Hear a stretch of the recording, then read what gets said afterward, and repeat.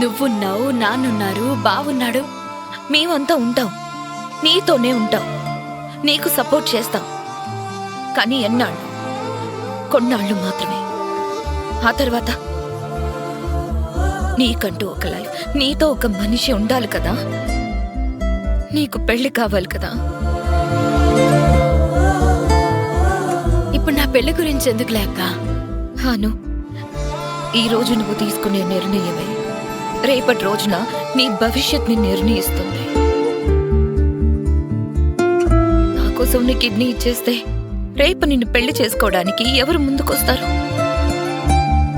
ఒక్క కిడ్నీ ఉన్న పిల్ల మాకొద్దు, మేము చేసుకోము అంటే అప్పుడేం చేయాలి?